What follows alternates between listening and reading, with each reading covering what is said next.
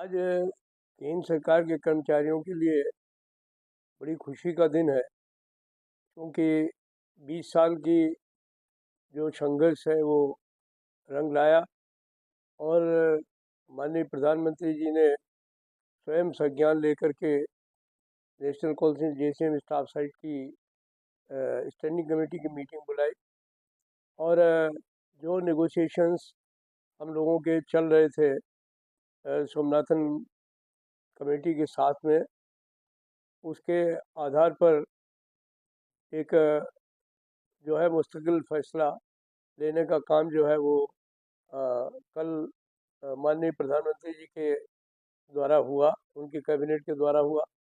तो मैं इसके लिए प्रधानमंत्री जी को भी बहुत धन्यवाद देना चाहता हूँ, भारत सरकार को भी बहुत धन्यवाद देना चाहता हूँ और जो सोमनाथन जी हैं जो अभी कैबिनेट सेक्रेटरी होने वाले हैं, लेकिन उनकी कमेटी को भी मैं बहुत धन्यवाद देना चाहता हूँ। तो कल कैबिनेट ने अप्रूवल दिया है, उसमें जो हमारी मांग थी सबसे बड़ी कि हमें सैलरी का 50% और उसके ऊपर महंगाई राहत चाहिए, तो वो फैसला जो है वो कैबिनेट ने करने का काम किया है।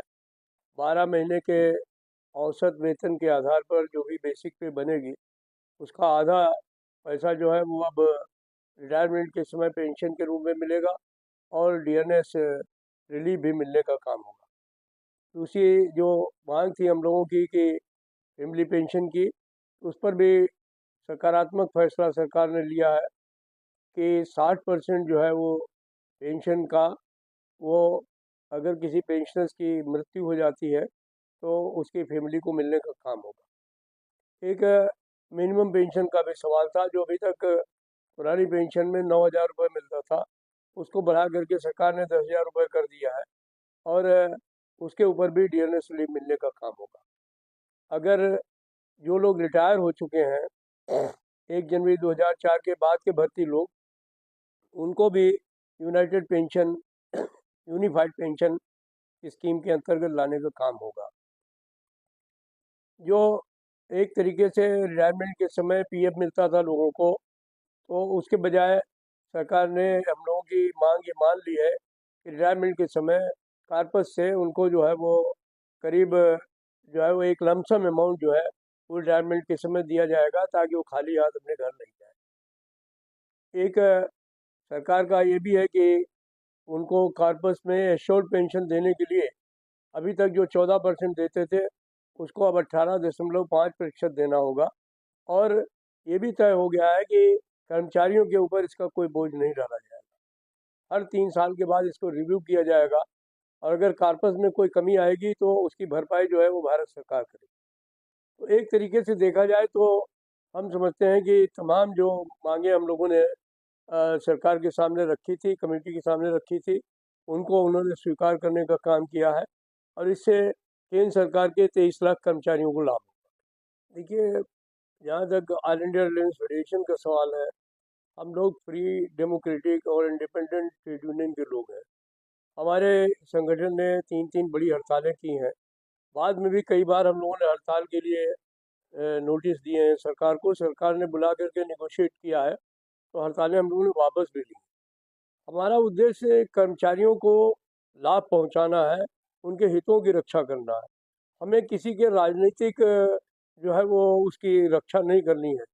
तो इसलिए जो सरकार हमारी बात को मानती है, सुनती है, तो हम उसके लिए उससे बात करते हैं और अपने कर्मचारियों की मांगों को मनवाने का काम करते हैं। इस सवाल को लेकर भी कुछ साथी हो सकते हैं कि जो ये कहें कि नहीं नहीं, ये स्कीम अच्छी नहीं है, ओपीएस की ही बहाली होनी चाहिए, तो वो एक राजनीतिक मुद्दा है। मैं उसके बारे में कुछ नहीं कहूँगा। मैं तो एक ही बात जानता हूँ कि जो हमारे कर्मचारी साथी हैं, उनको जो मिलना चाहिए था वो उनको दिलवाने का काम हम लोगों ने किया है और वो लोग इस फैसले से काफ़ी खुश हैं।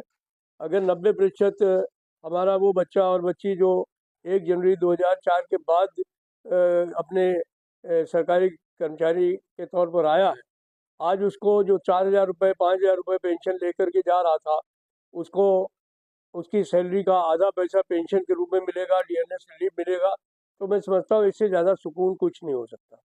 तो इसलिए कुछ विघ्न संतोषी लोग हर जगह रहते हैं, यहाँ पर भी कुछ ऐसी बातें होती रहेंगी, लेकिन मैं जानता हूँ कि जो हमारे कर्मचारी साथी हैं वो उनको संतोष है और वो इस फैसले से खुश हैं। तो हम तो अपने कर्मचारियों के प्रतिनिधि हैं, हम किसी राजनीतिक दल के प्रतिनिधि नहीं हैं।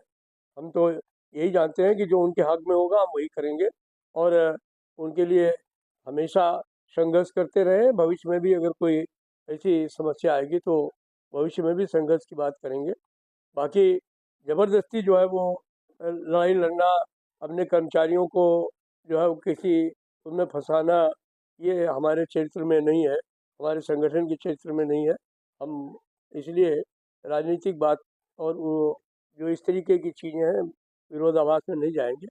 जो इसका सकारात्मक पहलू है वो यही है कि जो डिफाइंड पेंशन सिस्टम के अंदर तमाम चीज़ें थी उनको सरकार ने स्वीकार किया है और जो उसका लाभ है वो हमारे कर्मचारियों को मिलेगा।